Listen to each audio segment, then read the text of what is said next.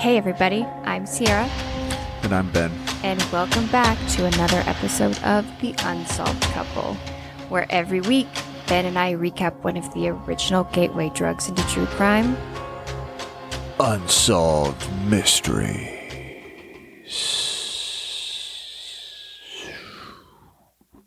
Thanks for that, babe. I'm sure everyone appreciated you. Appreciated you snaking their ears. You're welcome. All right, babe. We're back at it. Episode 3. Nope. 4. Episode 4. There Almost. we go. So close. So close. So, Almost made it. Thought this week it would be fun, which you will hate. Oh, I can't wait. I bet you can't. I didn't tell Ben this before we got started. Just like a 15-second introduction to yourself. Oh, that sounds like a terrible idea. I know you hate these things. I'll pass. But we're on our 4th episode. I think it might just be a good time to just a quick introduction. Do you want me to start or do you want to go first? You can go for both of us.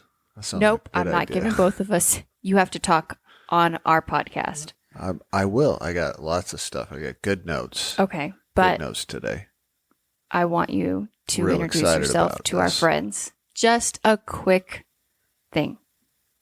You can go first. Okay. So, as you guys know, my name is Sierra. I was born and raised in the beautiful state of Oregon. Pacific Northwest will always have my heart.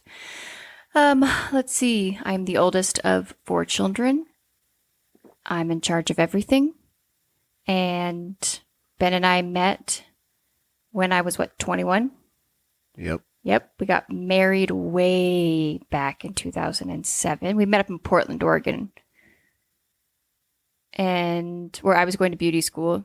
Ben was going to school for... What? What were you going to school for?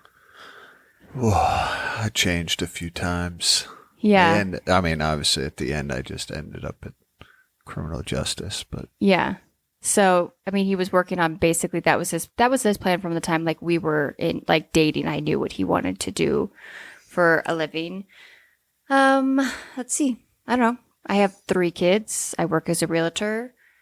We live in the desert and we homeschool our kids. There you go. Ben, go.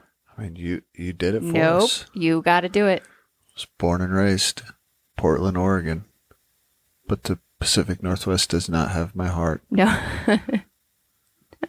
Don't want to go back. And we live in Arizona. And You here- skipped from the time you were born.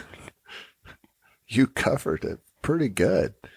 I think You're the you did youngest good. of how many children? Oh, I am the youngest of 7 children. He's the baby of the family. Yeah. Yeah. Okay. And I'll then stop I putting met- you on the Then spot. I met you, Mhm. and we moved here. Win-win. Bada bing, bada boom. Win-win. As you guys can tell, in our very interesting dynamic relationship, I am the extrovert and Ben is our introvert. That sounds a little weird coming from a man that's doing a podcast, but sure. A podcast because he loves his wife. Yeah. And I do love my wife. You very love your much. wife. And It's the only way I would do this. And I asked him, I gave him this idea. And Not only am I doing a podcast with you, but I'm doing a podcast with you on a show that is awful. I know. It's terrible. But I think that's what makes this fun is that, once again, you have such a very different view on this. And tonight or today when we're recording this episode is a great unsolved mystery episode. I really enjoyed it because we get our first paranormal experience. The ghost story. Ghost story. Yeah.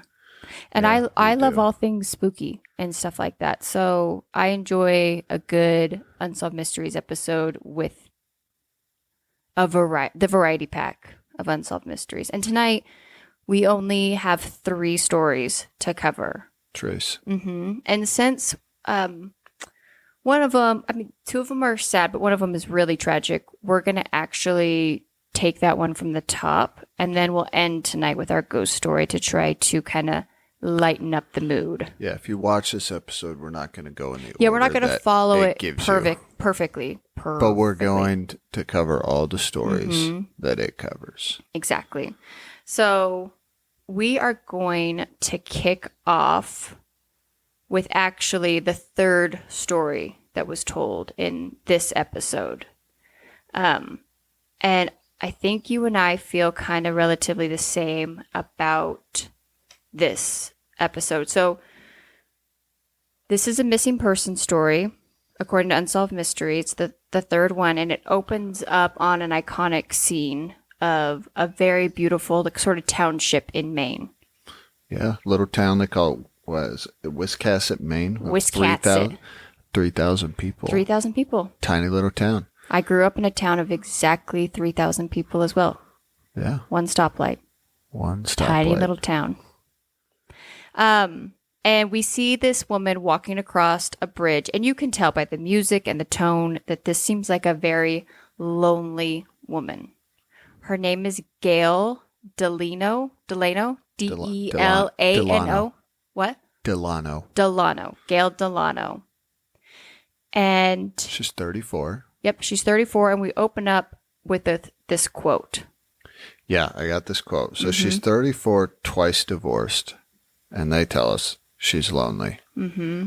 And this is her quote. Maine seems to bring out the worst in me. I don't see an end to my loneliness. It just seems to go on forever. I need someone so desperately that nothing seems to work. Yeah, so we get Robert walking out in his trench coat, and did you see what he was holding? Her diary. He's holding her pink diary. I know. That made me feel some kind of way. Like, I felt my armpits getting a little sweaty. Do you have a diary that you do not want read on national television? I think that's the whole point of a diary, right? Yeah. Is that this is kind of intimate, kind of reserved for just your personal thoughts. And the last thing we're going to want that is read on national television. Yeah. For the world to see. But it won't be the first time that her diary makes an entryway. No, I think he reads a second one later. Yeah. But so he goes on to tell us that Gail is a lonely woman who is looking for love. This Clearly. episode does her no justice in any way, shape, or form. What's that? They throw her under the bus very quickly. I just think it does set the stage for the story. Mm-hmm. And they then proceed to tell us that she's so lonely that she's putting out personal ads in the newspaper because it's the 80s. Yeah, that's Internet. what people did. That's what people did. There's no, online stuff. And to try to find someone for herself. And she has 2 boys, like teenagers. Yeah, from a previous relationship. So she's looking for... And they read her ad. Yeah, I got her ad. I got her ad too. You want me to read it? Oh, yeah. Okay. Go ahead. Unique female, 34, attractive, trim, intelligent, affectionate, independent, slightly crazy night owl. What does that mean? Likes music, movies, dancing, dining, seeks easygoing, intelligent, responsible, not overweight, male, for growing relationship. I'm in Wiscasset. Where are you? End scene. Very good. Very good. Thank you. That was my dramatic reading of Gail's personal ad. I will just say this. I just love that what she says she needs is easygoing, intelligent, responsible, and not overweight dude. I guess what I'm saying is what woman out there is saying, I need an uptight, stupid, not easygoing, and I want a bigger dude. So I will say this. I think a woman in the dating world could literally spell out for men what she wants, and they don't pay attention to it. I've seen my friends that date right now on these dating apps, and they're very particular because they don't want to waste anybody's time. No, And men, no matter, they could be living in their mother's basement, eating nothing but Totino's pizza and drinking Mountain Dew, and they're going to see that and think, I fit all those criterias. And that was my other point I was going to make, right? So first off, it's not specific what she's asking for. She's literally just asking for, like, I generally want this dude. Someone who has their life together. Yeah. I just think it's funny because it's like, who's not asking for that, right? But then the best part too is no dude is reading that and saying, oh man, you know what? I think I hit everything, but I'm just not that intelligent. And I'm super uptight, like super uptight. Ah, man, I'll wait for the next one that's looking for an uptight. I've never met anyone more confident than a single male. I'm just saying, so that's where we're at with this. Okay, all right. I got sidetracked. This story in particular is quite sad. So Ben and I are going to try to bring some lightheartedness to it when we can. Okay, so we've got this. Unsolved Mysteries has set the scene for us that we've got a woman who is very lonely, very sad, and she has convinced herself that the only thing that is going to solve her problems or her mental health in any way, shape, or form is a man. And we go on later in the episode. I'll just cap this real quickly. She's, twice divorced. She's also like unemployed. And there a lot of things. She's not living a great life. But a lot of that has to do with she's convinced herself that the only way it's going to improve is by finding a relationship. Yes. Yeah. So on June 21st, 1986, we see that morning, or I guess, is it that morning? Yeah. That Gail is sitting down to breakfast with her two kids. And they ask her, Mom, why are you in such a good mood? This is all per the reenactment, right? Yeah. Yes. And she says that the man she had spent 2.5 hours on the phone with the night before has plans with her to meet her for coffee in town. And she has this feeling it's going to be a really good date. Okay? So it seems like the kids get off to wherever they need to go to, and Gail drives to a restaurant in Brunswick, Maine to meet this blind date. However, at the Howard Johnson Inn. At the Howard Johnson, interesting place for coffee, but maybe they've got a really good brew there. Her family never hears or sees from her again. Disappears. And they are desperate to find her. Well, they say, like, she doesn't come home that night, and her 13-year-old son is like walking around the house. Yeah, he comes home to find his mom not there. But they say, like, this is not uncommon. Mm-hmm. It wasn't until the next night, where she doesn't come home. Well, I will say, once I have some issues with the police in this case because I have a lot. Yeah, I got a lot. They note that it wasn't uncommon for her to just stay over or spend a night with random men that she meets, but it was uncommon for her not to tell her children that she wasn't coming home that night. Yeah. That's the red flag. That's the red flag right there, that there's a problem. However, even with that said, they don't allow them to file a missing persons report till Monday. Yeah, until she's been gone for 48 hours. Yeah.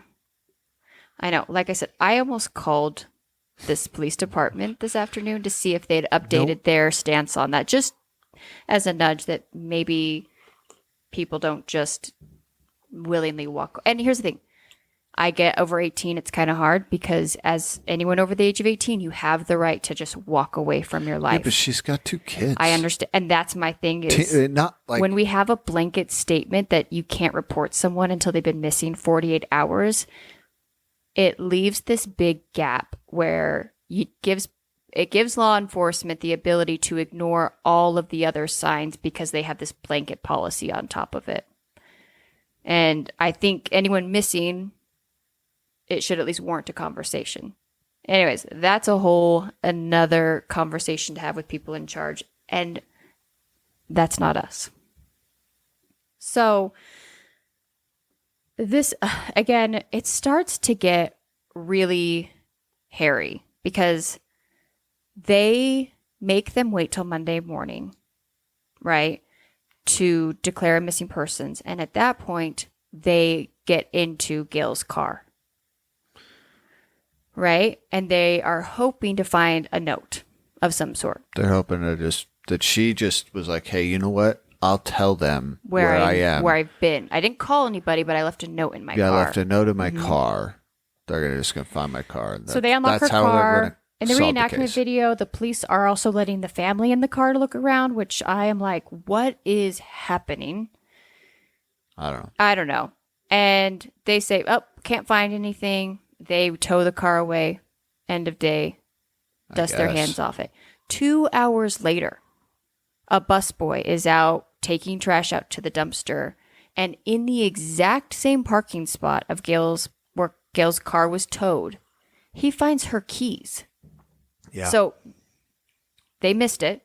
Well, I mean, in the reenactment, she could have like stashed it in the wheel well and it didn't fall out until it got put on the tow truck. I guess it goes to show to me that by the time the car was towed, they were packed up and already out there. Yeah, and like clearly, no one thought, like, let's at least move the car and look around the area, which we find out down the road. They literally did no other search. Yeah. Well, so like the police are getting interviewed and they're talking here and they're like, yeah, I mean, we did this and we couldn't find anything and it was strange and nothing in the car looked out of place. It seems like to me the police made the assumption that this woman ran off with a man. They clearly make this assumption that she just up and left. Mm-hmm. Yeah. Yeah.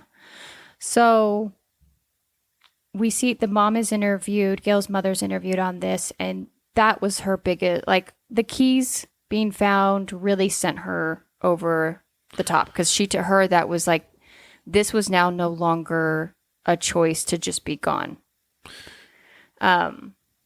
2 weeks later. This is the 2 one weeks that later, gets me. A child is playing outside the Howard Johnson, and he spots a purse. He says it's on the other side. Mm-hmm. It's on the opposite end of the building where he finds the purse. Yeah. I just would warrant that the last place someone was found and their car was abandoned might a walk around. I can't even, like, how do you not even search the area? Yeah. At all. At all. It's, I mean, if a 9-year-old found it, it wasn't like it was under a rock or. Yeah. So this was the best part of the episode. Okay. I don't know if you caught it. Right after that, they say they find this purse and the wallet, and it's all neat inside. And there's even a little black book with all of her dates this woman, in there. Not on top of having a diary, kept diligent notes on everything. Okay. But did you catch what the detective said after they find the purse 2 weeks later? He says, after the purse was found, okay, and I'm not quoting exactly, so I didn't write the quote down exactly. He says, this is where we really started to get concerned. Yes. Something happened. And I'm thinking to myself, this woman's been missing for 2 weeks and you're just now getting concerned. Just like, so her being missing for 2 weeks is not what concerned you. Mm-hmm. It was her purse being found that could have been found the day of. Yeah. The missing persons report, if you guys would have just taken a walk. But the 2 weeks of her being missing, that's not concerning. It's the finding the purse that's concerning. I'm like, what in the world is going on here? Well, and to me, what else do you have going on? This is a town of 3,000 people. Maybe you're dealing with some DUIs, like maybe you're dealing with some small misdemeanor behavior, but I cannot imagine that high rates of crime are taking place that you can't be bothered. I don't know. It was that like threw me for a loop. I was like, yeah, that's where you got concerned. And then the other thing I had a problem with the reenactment. So they're going through her date book and they're compiling a list of men that she may have dated in the last year. And they go back, they find the guy John. They find a guy, John. A guy named John that she had noted in her book somewhere. And they interview him. He says he's not the guy that talked to her the night before. Why phone records weren't pulled is beyond me. Well, he says like he hasn't talked to her for months. He hasn't talked to her in months. And he has a solid alibi. Did you see what happened as the reenactment left? Oh, yeah. Yeah, there's a line of dudes just sitting. The reenactment shows this man playing John walking out of the interview room. It's almost like they're waiting outside the principal's office, right? Next. And there is like 6 men lined up down the hallway, all like eagerly awaiting their turn to give their alibi. I'm like, okay, this woman She was busy. She was an adult female she was allowed to date with, and mind you, hook up with whoever she wanted to. Well, I mean, she put an ad out, and clearly people answered the ad. But I just love like the sideways underground shaming that was taking place of this woman's love life. I didn't see it as that. I just saw it as... Yeah, well, welcome to being a woman. So, okay. Now that we've gotten this far, now we're going to start to get a little bit of history on Gail. We get 2 interviews at this point. We get her sister, who talks about the fact that Gail had openly confessed with her or confided in her several times about taking her own life. Yeah. Okay. However, the family is very quick to dismiss that. Yes. Rightfully so. I think that's human nature. Nobody wants to believe. No one wants to assume that that is what's happening. The second interview we get was heartbreaking to me. The only other person that they had to interview about this woman's life was a midnight disc jockey of a local radio station. He was a nice guy. I get that. But you're telling me that a woman goes missing and this is how far you have to reach to find someone that's willing to talk about her?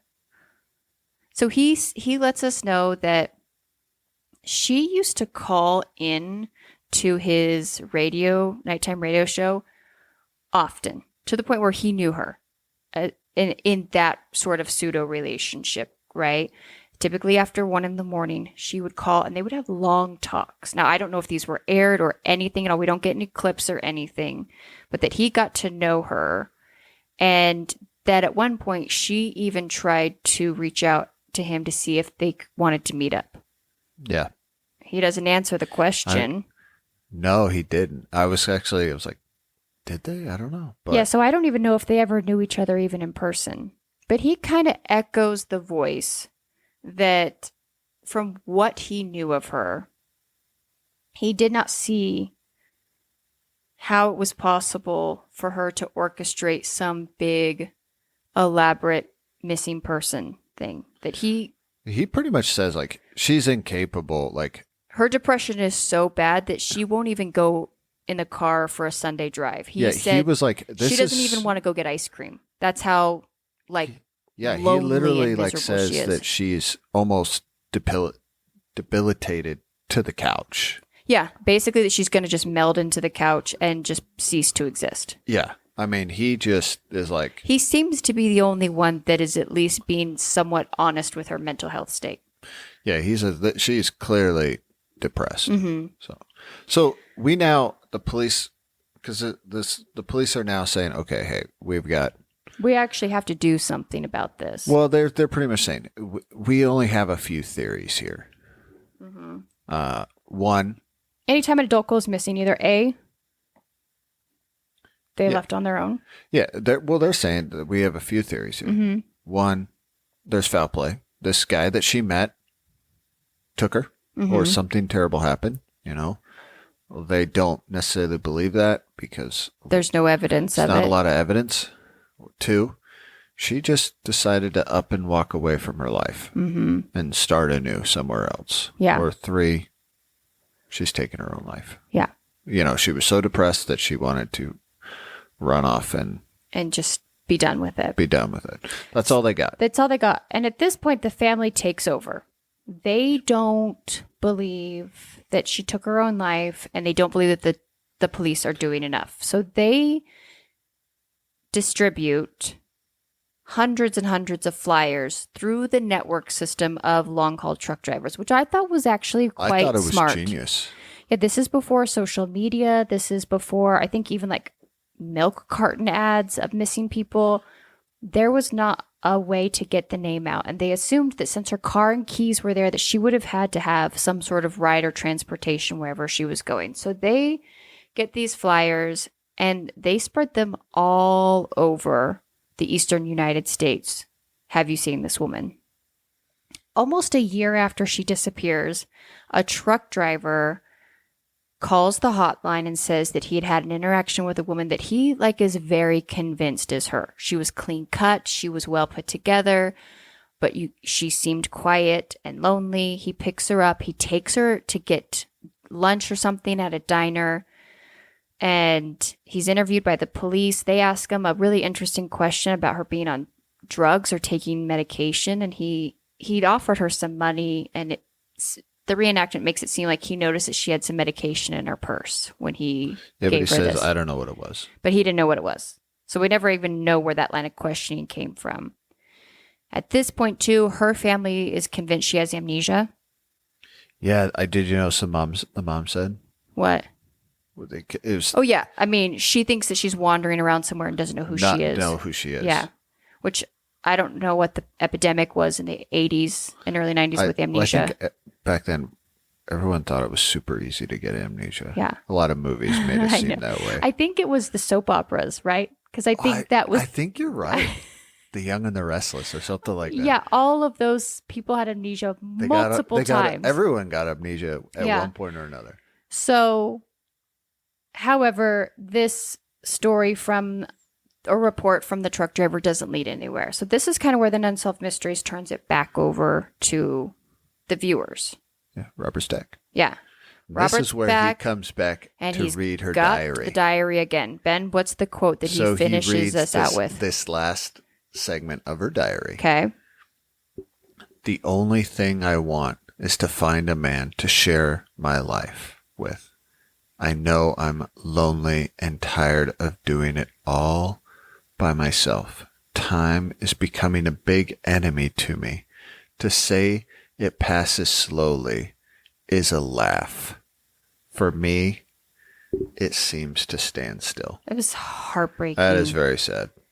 Especially when you think that this woman wrote this in the privacy of her own home. Well, she clearly is lonely. I mean, she is clearly dealing with some severe and it's depression. hard because mental health, especially hyperfixating that one thing is going to fix it. And I'm sure every time that a date failed or someone didn't call her back or whatever, it probably was just devastating to her. So that's where it leaves us. And they put up her picture. If you've seen her, if you know anything, because it's been several years now. At this point, this aired in 1988. She's been missing since 1986. She's been missing for 2 years. Yep.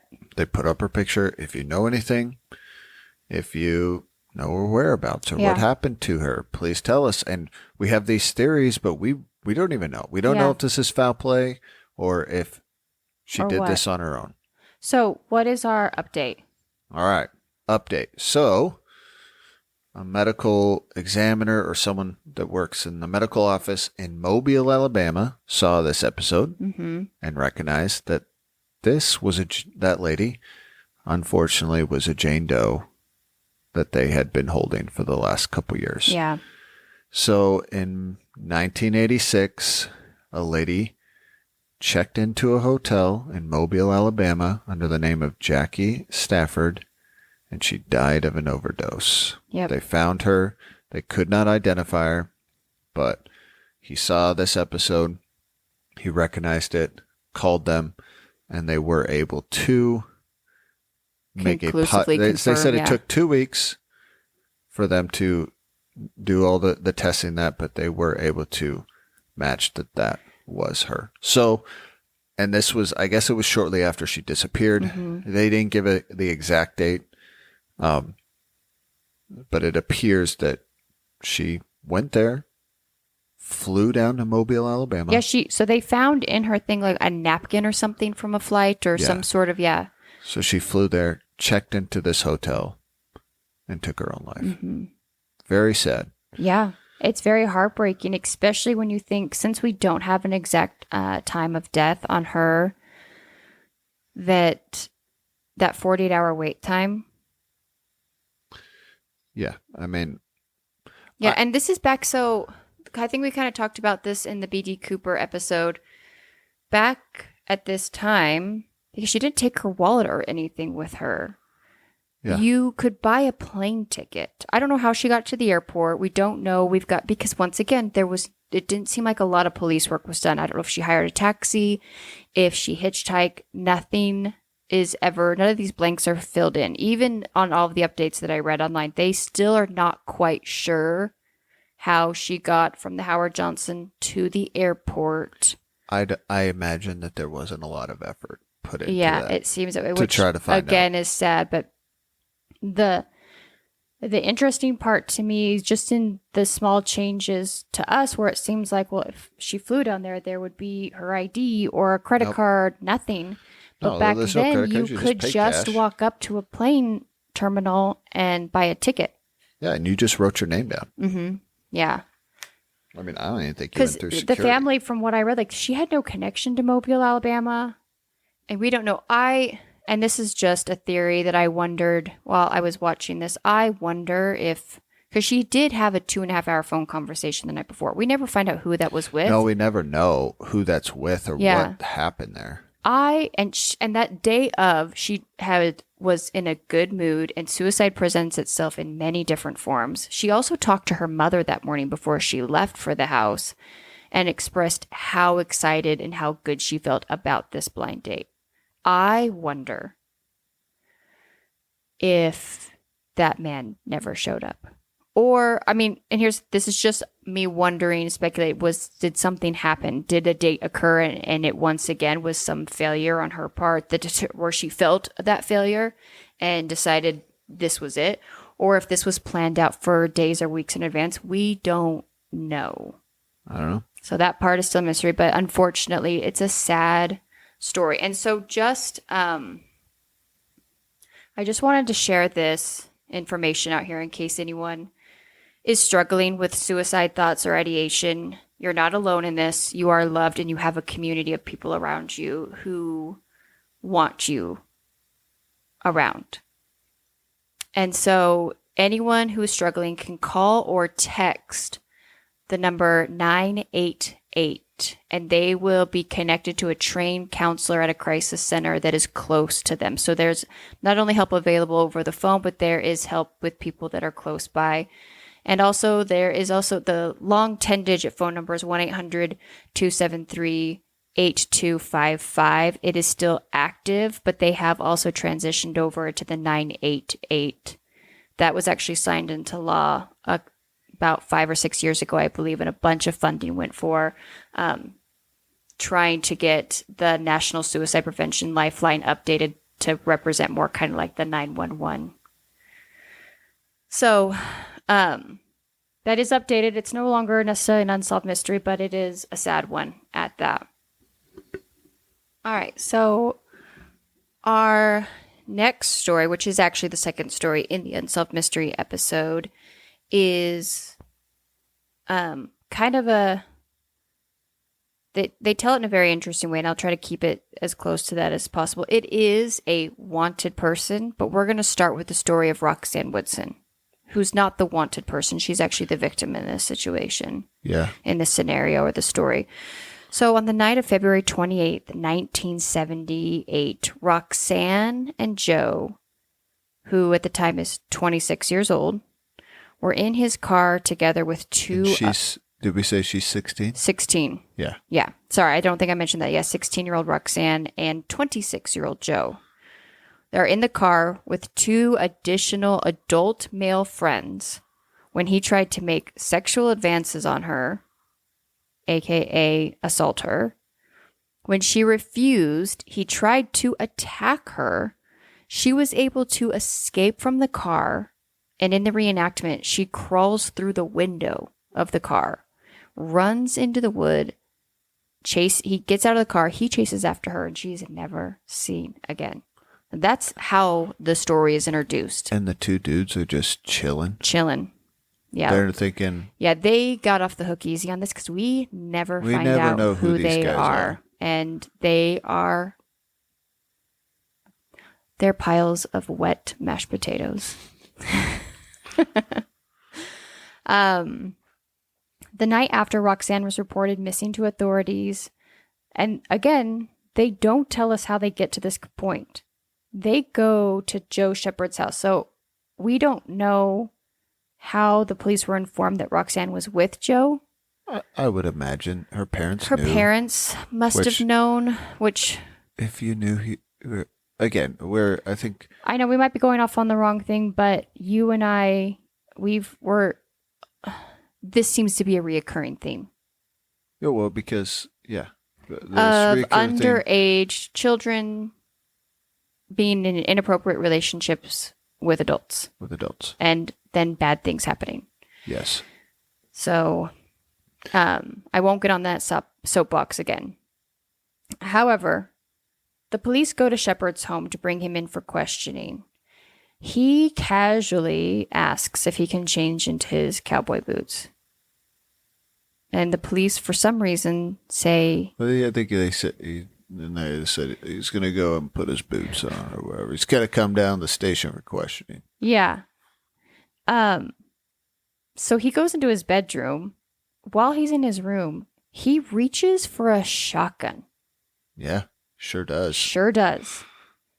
And the officers see this happening, and they fire 2 warning shots. Yeah. One. What? It was a little different back then. A little different. And this is in Tennessee. Yeah, we're in Tellico Plains, Tennessee. Mm-hmm. So, yeah. Also, this is all taking place in a house. Yeah. We got warning shots going off inside a home that, according to the reenactment, it looks like a manufactured home. Maybe. And seems like and we'll find out here in a second why even more like this house seemed like a lot. I think this house could have been on an episode of Hoarders, I'm imagining. So they fire 2 warning shots and then are able to wrestle the gun away from him and brought in for interrogation. He tells the authorities at the night Roxanne vanished that he was trying to just seduce her, but was unsuccessful. He admitted that he chased her into the woods, but claims that he lost track of her and couldn't find her. He's charged with assaulting a police officer and released. Yeah. Okay. Over the next several days, hundreds of searchers try to locate Roxanne, including Joe, goes out for the search efforts. Of course he goes with them. I know. They search high and low all over the wooded area that she would believe to be at. But then after several days, they can't find anything. The search is called off. I can tell you why they couldn't find anything. Yeah, so we're going to tell you right now why they couldn't find anything. So that was in February, right? Yeah, that was I think that February 27th. Yeah. Fast forward to April. Same year, 1978. It's April 8th. Yep. Shepard's mother notices that the dogs, and did you see the dogs, the shot of the dogs in this part? Yeah. The yard is disgusting. It is piled high with debris. Yeah. And they pan the shot of the animals. And right there, focal point of this dog is his backside, and he is an unneutered dog. Well, there you go. There you go. Someone in editing really dropped the ball on this on reenactment shot. So his mom gets annoyed that the dogs are digging in this pile of debris and garbage and stuff like that. She's yelling at them from the porch. They're not listening. So she goes over to try to get the dogs away from whatever they're digging at, and she uncovers a human hand. There's a body there. There's a body sticking out of the ground. The reenactment mom flips her lid.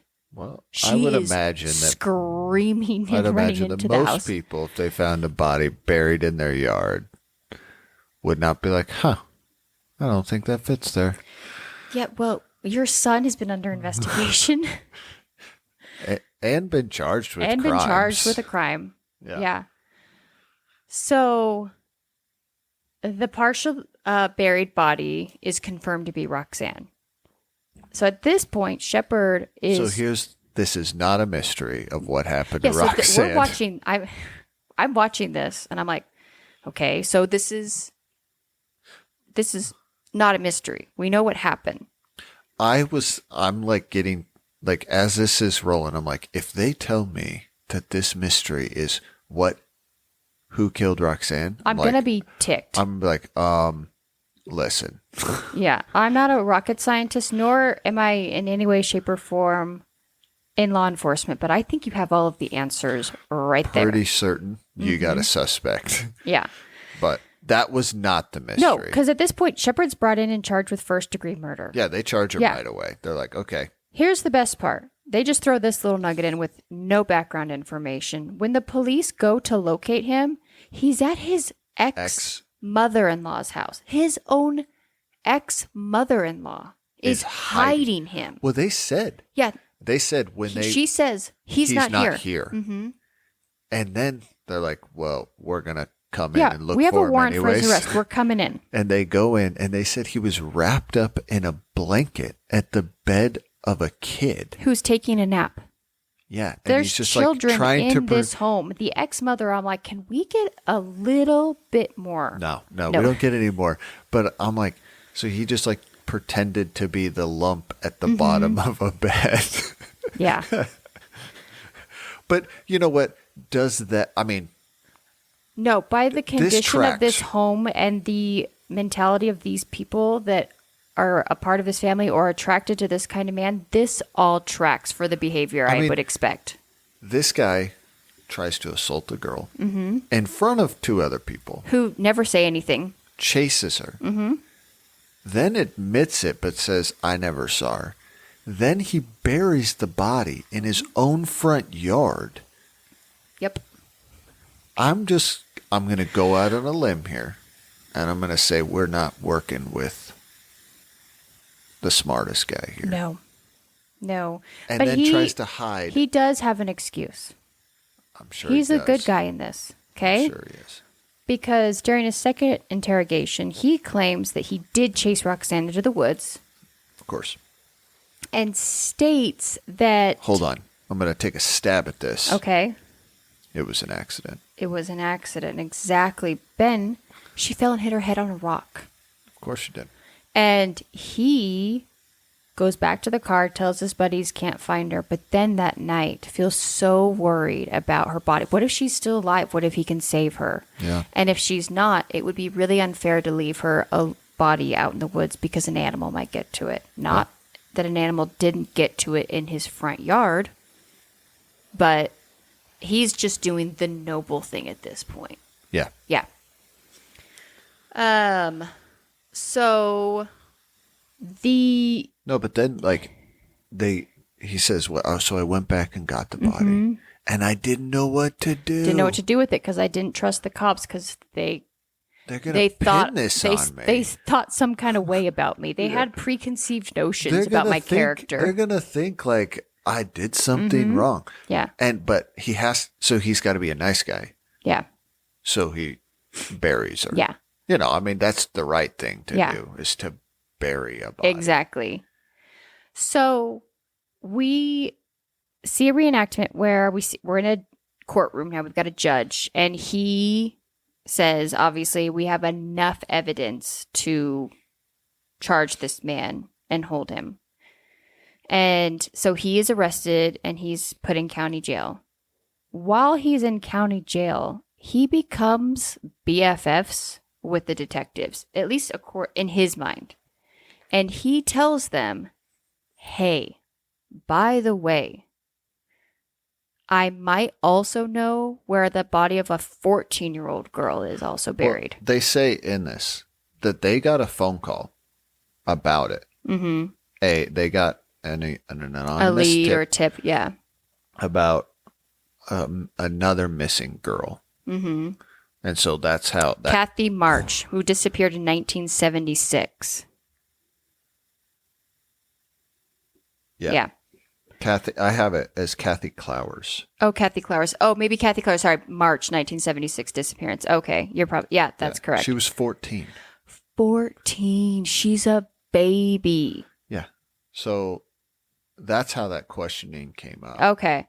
So, yeah, he tells the cops not only did he know her, but he happened to also know where her body was buried. And he takes the investigators to the body. And with very little effort, they're able to dig and find her remains. She had her clothes were there. And that was the big thing. And they don't talk about this in the episode, but I did find it in the extra research that I did, was that both victims had their underwear wrapped around their heads. So now we've got a little bit of a calling card or an MO happening in these two things. So on April 17th, 1978, he's also indicted on Kathy's murder. So we're here in July of 1978. He is awaiting trial in county jail for these two murders. This man escapes. That's a mystery. That's the mystery. We are finally here. We've arrived at the mystery. He escapes along with two other men. The two other men are eventually caught. Yeah. However, Shepard remains, at the time of this broadcast, at large. Yeah. The only thing that they said is that there was a possible sighting of him in El Paso, and they believed that he was headed towards the Mexican border. Yeah. They literally could not be more wrong. I was going to say. So here's our update. In November of 1988, Shepard was arrested in London, Ontario, Canada. Not the Mexican border. Thanks to Unsolved Mysteries. Unsolved Mysteries? Yep. So this guy has been on the run for 10 years before he is caught. That is wild to me. Yeah, 10 years. And not only has he been living on the run for 10 years in another country, yeah, he has a common law wife and 2 children. And he's living in government housing. Exactly. It's not like he's like trying to stay off the radar. He is living in government housing. So December 1989, he's returned to prison in Tennessee, and he's convicted of Kathy, second-degree murder, but after an appeal was lowered to involuntary manslaughter. For Kathy? Yeah, I have questions about that. Not Roxanne's. Let me see. No, for Roxanne, he's convicted of first-degree murder and sentenced to death. Okay. So, in 1997, though, his sentence was commuted from life in prison, or was commuted from death to life in prison. Okay. But the agreement was that they would commute a sentence if he would he'd waive his right to any further appeals. So, however, in August of 2010, he kicked the bucket of natural causes in prison. Okay. Good Bye, riddance. loser. Good riddance. Bye. Yeah, this guy is garbage. Yeah. Trash. Watery mashed potatoes. We don't want anything to do with him. You got to wonder, I mean, are there other bodies during those 10 years? Yeah, I mean, it's very interesting that he had already kind of established some sort of like method, and that there was quite a break between those two. So, yeah, I wonder. This man, even if there's not other bodies, I bet there's a wake of women that he had assaulted in some way, shape, or form. Clearly, I mean. Clearly. Yeah. And young girls. And also, those two guys, I hope they had terrible lives. I hope they stubbed their toes. I hope they clipped their fingernails too short. Whatever it is, I hope that Every time they tried to wax their nose hairs, they got stuck and they had to pull it out slowly. I don't know what it is, but these two men sat in a car, watched a woman or a child, excuse me, get assaulted by a man, and then she ran out, escaped, let their buddy get out of the car, and they did nothing. I mean, if you're sitting there and you're okay with that, I would put so much money that they themselves went on to lead criminal lives. Yeah, and 100%. Ended up in prison multiple times and whatever. Yeah. Okay, so we've covered those two sad stories. And mysteries, but have been resolved. They have been resolved, so they are no longer unsolved mysteries. And now we get to the dumbest story of the day. The ghost story. The dumbest story. I love ghost stories. I don't want to see a ghost. I don't want to have a ghostly experience unless I pay $39.99 at a haunted house somewhere. But I do love to watch the ghost stories. They're ridiculous. Okay, so take it away, Ben. All right, our ghost story is about the Queen Mary. It's a ship. And right now it's docked in Long Beach, California. I think we should go to this. Yeah, we'll get into what this is later on after I tell the story. But Robert Steck proceeds to tell us that we got a ship here and it's possibly haunted. Okay? Okay. So we're going to hear some stories. Okay. Right? Carol, she's a waiter on the ship. Uh-huh. And she proceeds to tell us this story about how one day she walked out and there's a lady sitting at a table and she takes her some coffee. The lady didn't order coffee. No, but she just takes her some coffee. And that's pretty normal. Like, I'm a big, diner guy. Just walk into a diner and when you go into a diner, they automatically walk over with a thing of coffee. Yeah. Okay, fair. That's true. Yeah. That every time. Never fails. Like, we don't even have menus, but they're already there with the pot of coffee. Yeah. Okay. So, she takes her this cup of coffee, and she just notices how she's got this old style dress, her hair, but she doesn't say a word, and she's just looking weird, and that. Just looking weird. And she then walks away, even though I guess she didn't try to talk to her. Didn't take her order. No. Didn't ask her if she wanted cream and sugar. And then when she turns around, she's gone. Da, da, da. Mystery.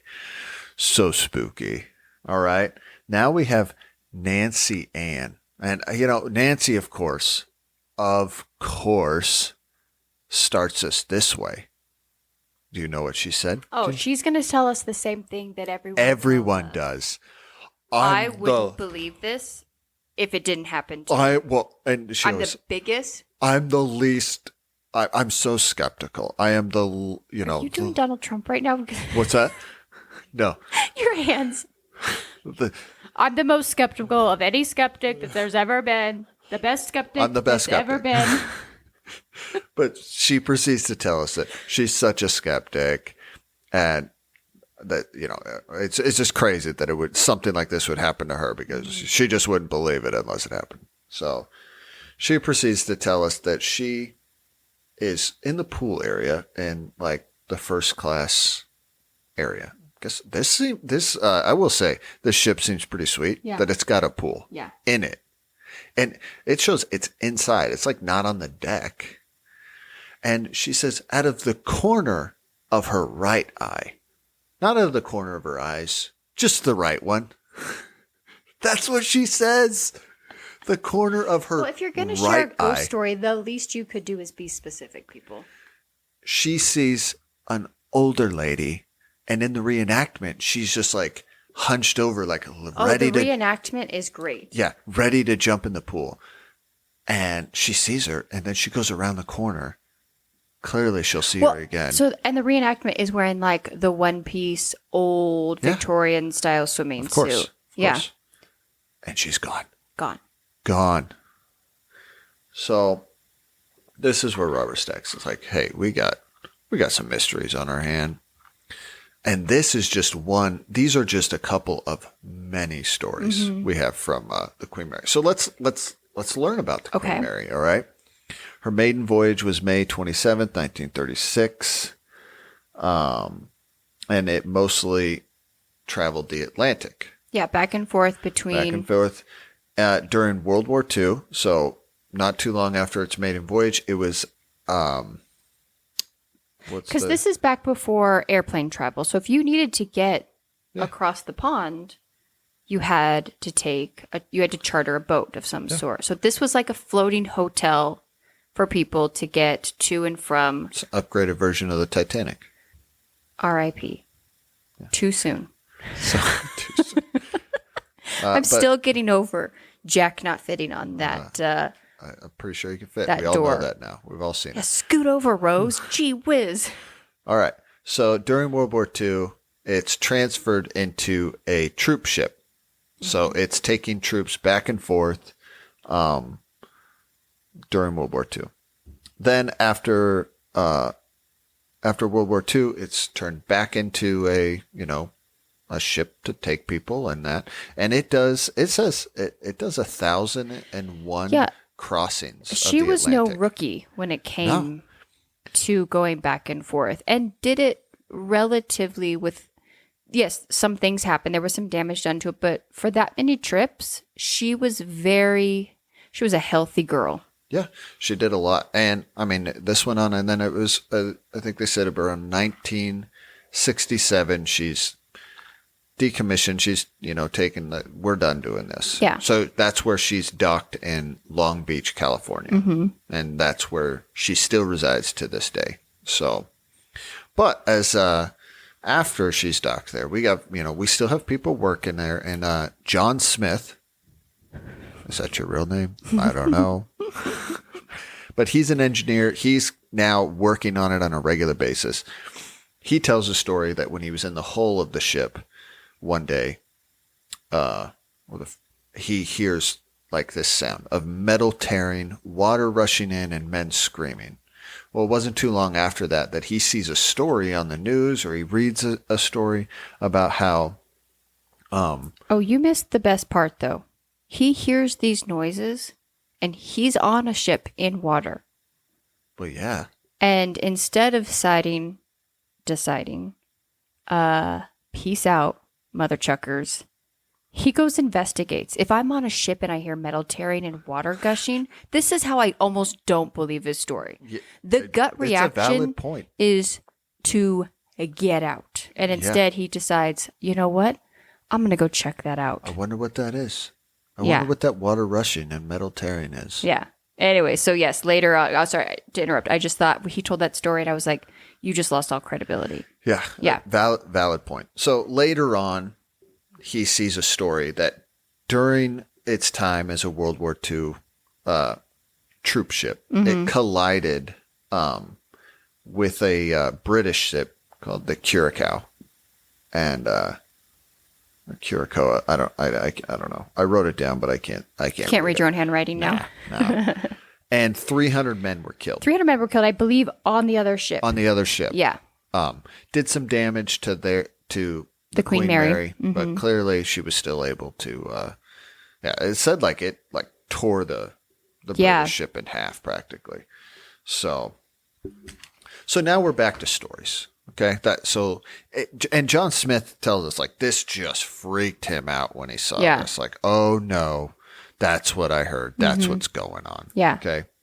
Well, Kathy Love comes into the story. She proceeds to tell us a story about the pool again. Yeah, we're back at the pool. That her and another employee, we don't know who, they're at the pool and they hear giggling.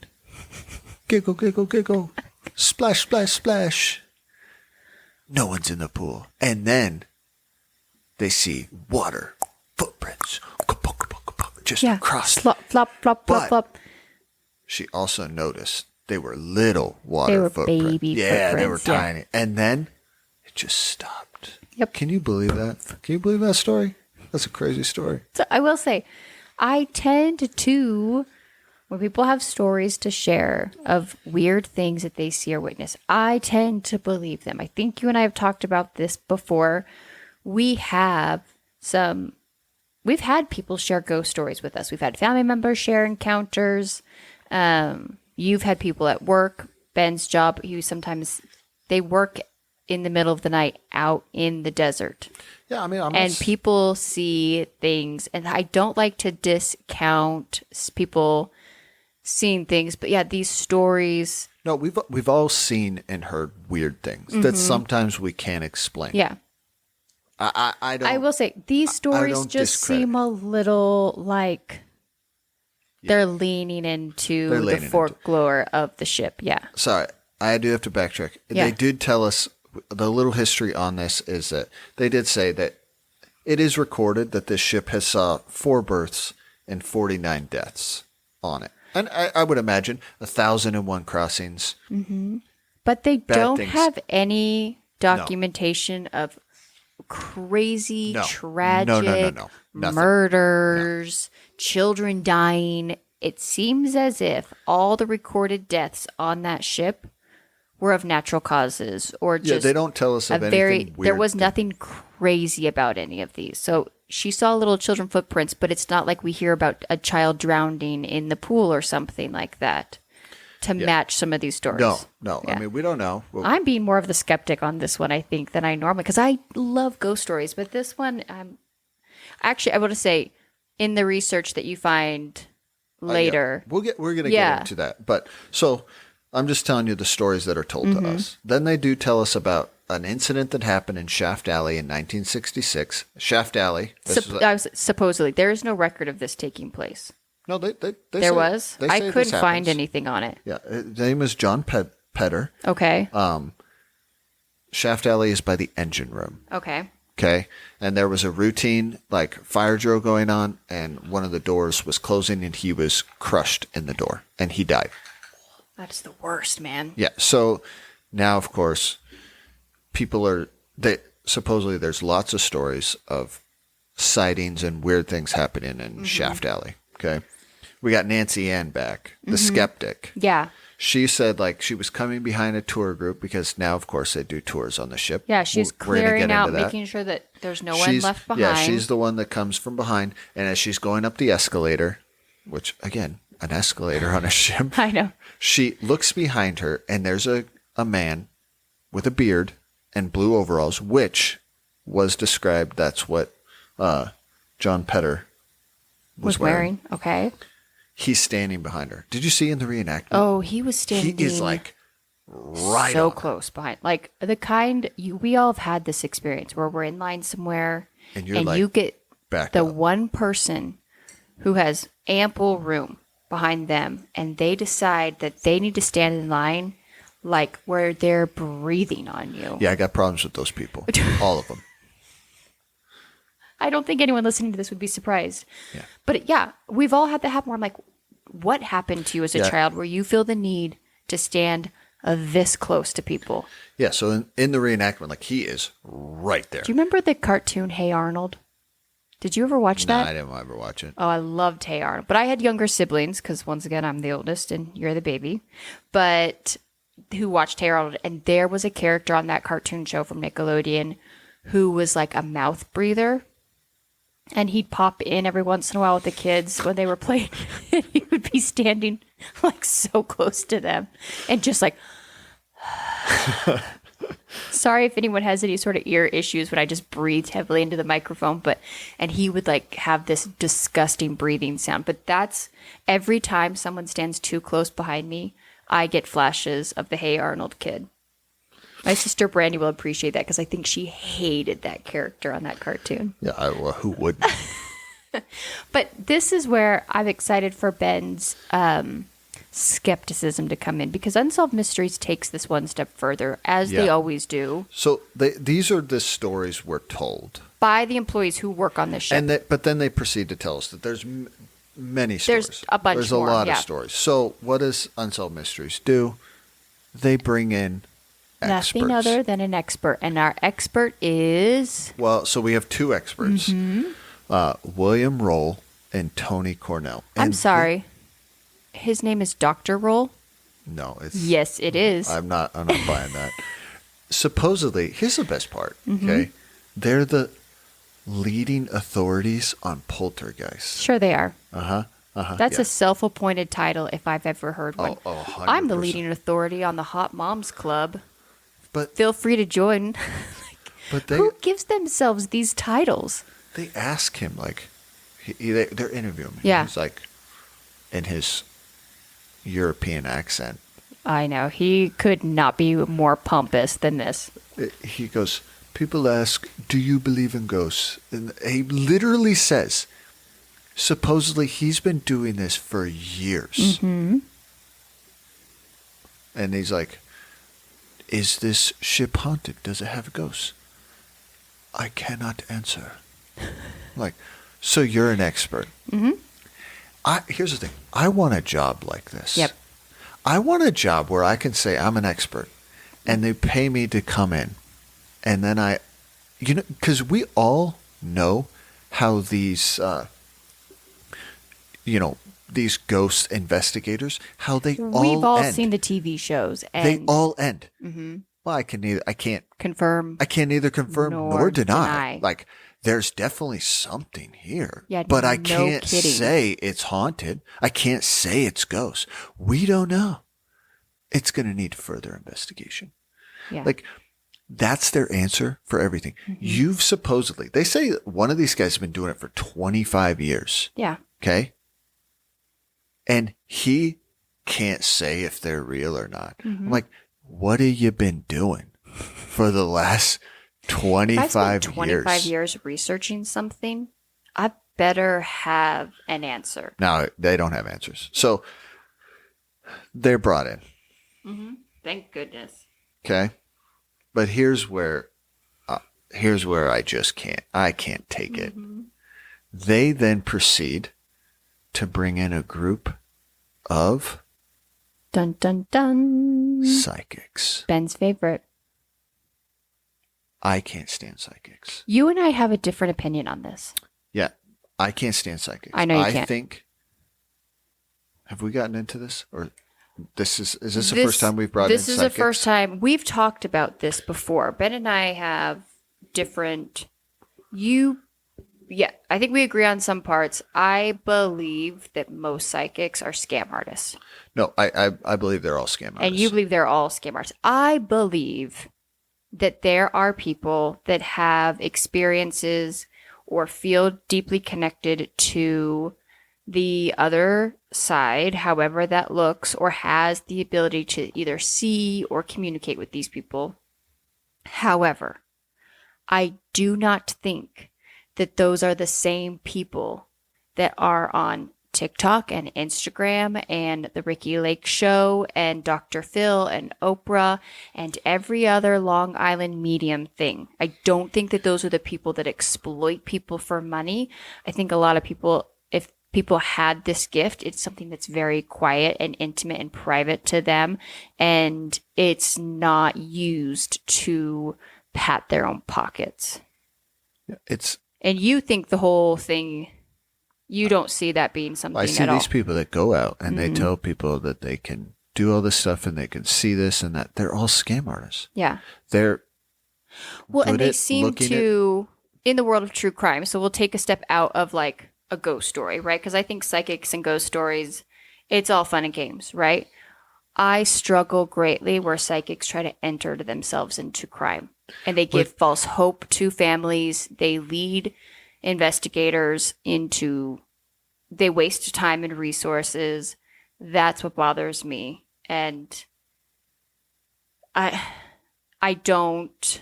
what I struggle with. That. So I'll share this story with you that happened to me as a kid that in no way, shape, or form do I think has anything to do with any sort of psychic ability. When I was in 7th grade, a girl went missing right around Halloween. I think it was actually Halloween night. Her name was Stephanie Condon.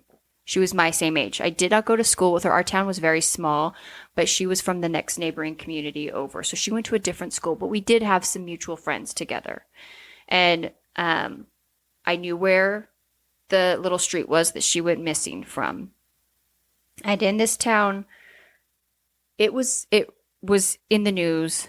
Everyone was talking about it. Her missing person flyer was everywhere. Obviously, because she was my same age and into a lot of the same things that I was, it hit home. It was very scary, and it was something that was constantly there.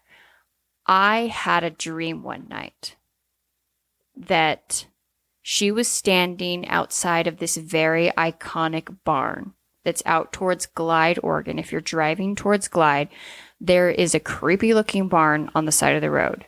And growing up, I had driven past this thing many a times when my family would want to go to Crater Lake or Diamond Lake. In this dream, Stephanie was standing outside this barn, and she was asking for me to help her get home, find her way home. And in my dream, I knew how to get from the barn back to Myrtle Creek, right? So I woke up from that dream and I was really upset. I still remember this however many years later. In no way, shape, or form did I ever think that I had some psychic vision. I didn't call the police department. I didn't call the hotline. The crazy part is her body was originally found out towards that area, not at that barn, but in that general Glide area. And sadly, that story is actually still unsolved. But anyways, my whole point is I think it is easy to have something enter into our subconscious and we have a dream about it, or it feels very present, and to misconstrue those thoughts and then enter ourselves into conversations where we are not warranted. Yeah, but this is two different things. Yes. And so that's just my whole point. I'm with you on this, right? Like I am a God-fearing man. Mm-hmm. So I believe that this is how maybe I come to understandings or how I perceive it. Like God can inspire individuals at times, in times of need or whatever that is. And maybe that's how I chalk up that stuff. Mm-hmm. That's different. Yeah. I will not. And I just don't know if there's anyone that says that I am a psychic and I can do this on whim and at any time and all the time. Yeah, I want you to pay me for it. Yeah. I mean, we'll get that's another thing. Well, I believe in times of need or whatever that we can all be inspired with whatever it is. I don't know. Like this is not a philosophy podcast, clearly. Like, yeah. I'm just but you're telling me that there's someone that can just walk up and say, "Oh, I can sense all the stuff. I can just," and I like that they always, especially in these ghost stories that are at historical locations or even locations where something of notoriety took place, they always like to say, "Just so you know, I have no clue what I'm walking into." Yeah, that's BS. Yeah, I don't believe that either. So, anyways, I get back to the story. Sorry. We digress. Yeah, anyways, this is a fun uplifting ghost. It's just you and I, we think very differently on as far as psychics go. But yeah, I roll my eyes at a lot of these. Yeah. So these experts, they bring in all these psychics. And of course, they tell us none of them know any of the history of the Queen Mary. And they just tell them to go walk around and try to see. And do you see in the reenactment? Mm-hmm. Actually, I don't even know if it's reenactment because as we know, they try to involve. Yeah. Unsolved Mysteries is the one that brought them in. Yeah. Do you see the one lady? She's walking around. She's not even touching the wall. She's like moving her hands slowly over the wall, like next to it, like she's feeling this energy. And that's, I mean, they always use that. Oh, I feel this energy. I'm like, okay.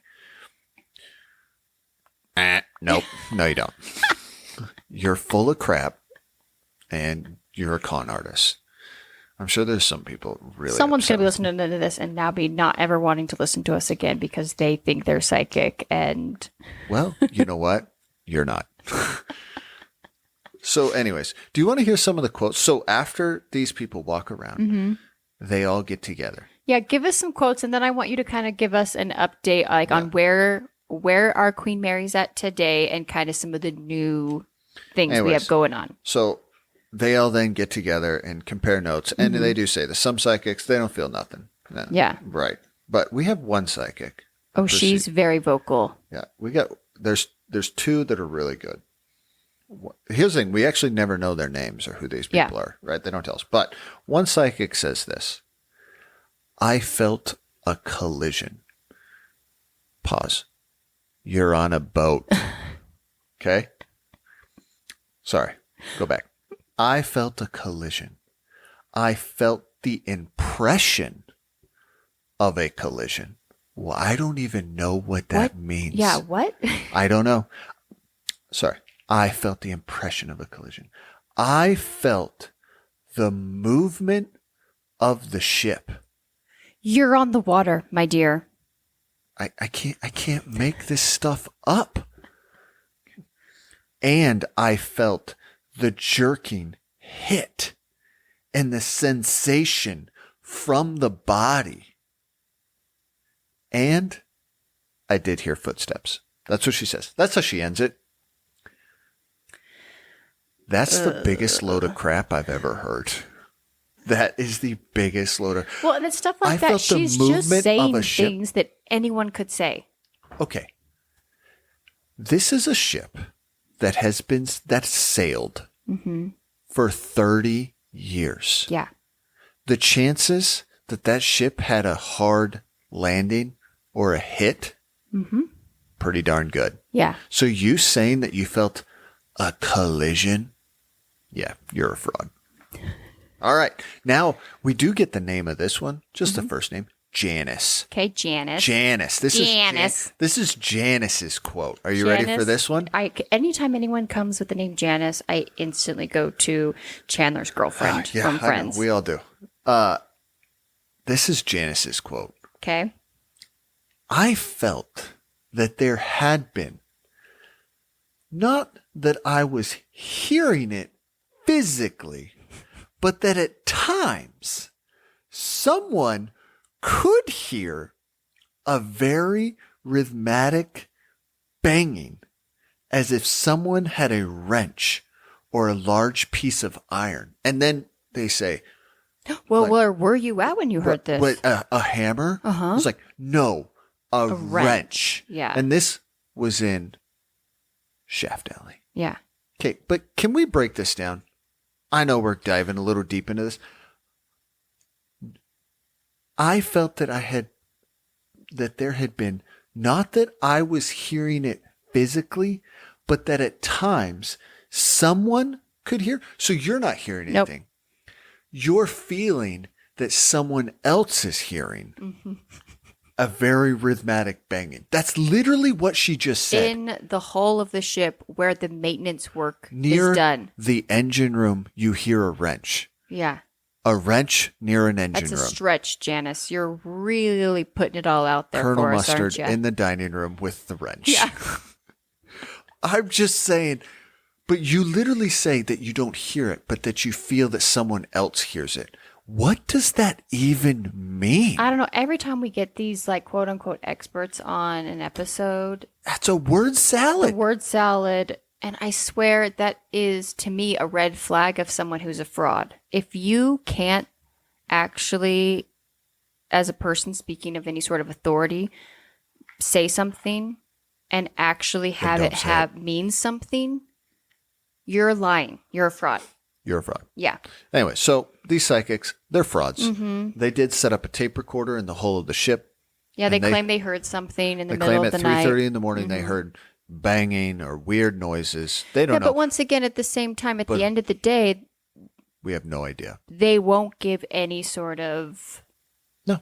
They just say it's kind of weird. It's a mystery. It's a mystery. So that's what Tell you what, Unsolved Mysteries, if you're listening to this, Ben and I are available to come on to any of your things and tell you what we think's happened. If you need me to print out a business card that says I'm an expert in something, I can do that. Because I think that's literally all that people do. So that's how it leaves us. Yeah. Is this ship haunted? We don't know. We'll never know. We don't know. But here's what we do know about the Queen Mary. It's still docked. What is it? Long Beach? Yeah.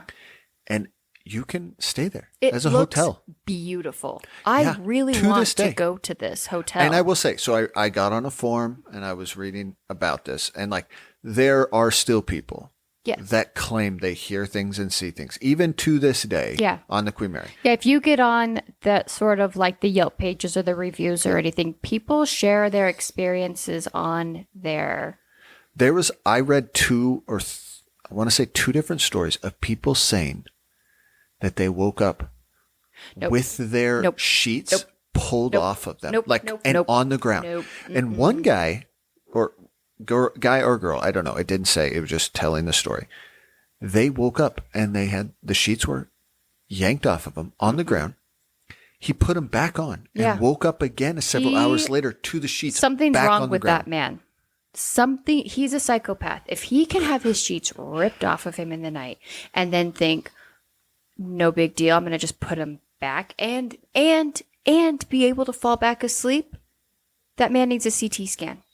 Yeah, If that happened to me, we're done. We're out. We're gone. Goodbye.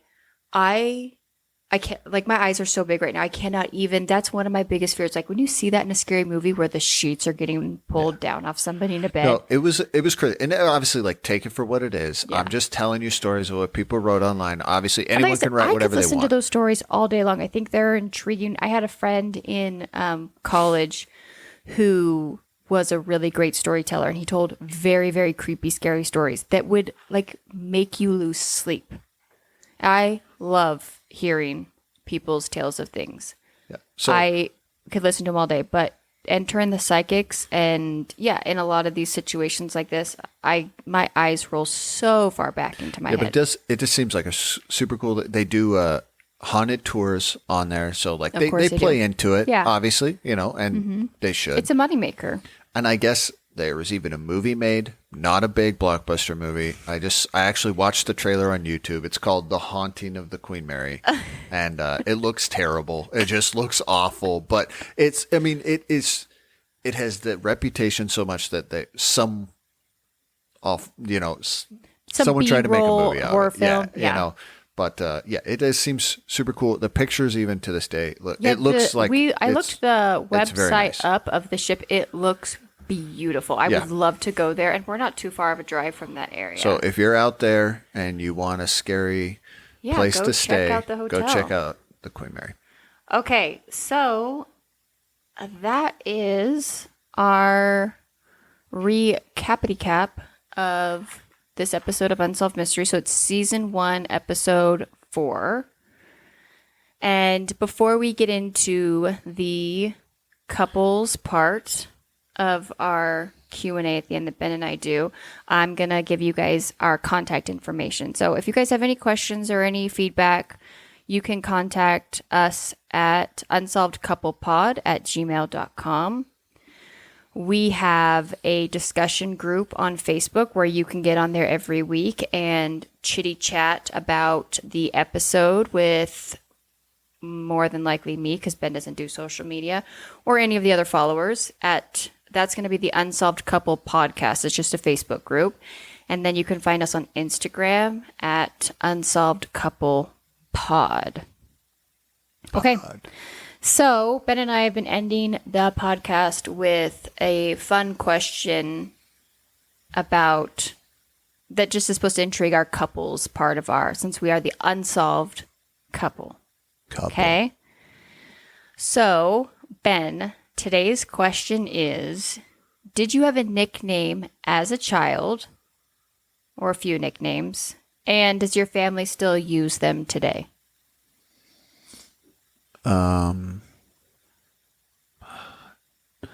Not really. No?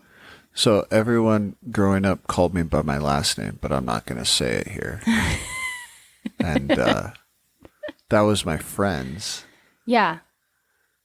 But your parents, or like, because you're the youngest, you're the baby, no one called you, even as a toddler or anything that you know of, that you had some sort of silly like baby nickname or anything at all like that? Like Benny Boy, that was it. But that's not super exciting. Like, yeah. No, nothing that, like, I guess I would say no. Nothing that stuck around, or nothing that's still, even to this day, no, they call you. But it was, I think I was in 5th grade. Yeah, and you started getting called by your last name. Well, there was another Ben in our class. Mm-hmm. And so our teacher tried to call us by, like, one of us, but Ben, and then our last name initial, but we each had the same last name initial. Like, obviously, we didn't have the same last name, but they both started with the same initial. Yeah. And so I literally said in class, like, you can just call me by my last name. And it just stuck. And so literally from 5th grade till I graduated, that's what I was called. Oh, interesting. See, I didn't know that. I was just pretty much called by my last name. Yeah. Constantly. Like, Ben, I'm going to tell you to stop messing with your mic right now because your wife, who does all of the editing, is going to lose her mind. But everyone just called me by my last name. And like everyone just stopped calling me by Ben practically. Yeah. I mean, I'm sure it's still, but I call you Benjamin. Yeah. Am I the first person that's ever done that? There's no way. I've heard it before. Yeah. Oh, shocking. So I'm not the original. No. What about you? I also call you Daddy. That's a different podcast for the after hours, huh? Yeah. What was yours? So my dad called me Sierra Bombera. I honestly don't know where that came from, if it just because it rhymes, but that's what he called me, and still every once in a while to this day, he calls me Sierra Bombera. I had the nickname CC, which I actually have oddly found several Sierras, and that is also their nickname. So I don't know if it, and that was like not even my family. That was in my friend group in school, called me CC for a while. And that followed me through junior high and high school. And then my nieces and nephews all call me Aunt CC. Because Sierra is sometimes hard to pronounce when you're 2. And so still to this day, even my nieces and nephews that are older, they still call me Aunt Cece. So it actually is a nickname that is near and dear to my heart because I love it that they call me that. So, but yeah, those are my 2 sort of nicknames. But yeah, nothing that like crazy stuck around or anything at all like that. So... all right. That's is our episode for this week. We appreciate you guys being here. We would love for you to rate and review us on any of the streaming platforms. You can find us on Apple Podcast. You can find us on Amazon Podcast. We're also available on Spotify. Rating and reviewing us goes a long way. Ben and I do all of the work to get this podcast to you guys every week, and that helps us kind of keep moving things forward. And we'll be back here next Tuesday where Ben and I recap another episode of Unsolved Mysteries. Have an amazing day. Bye.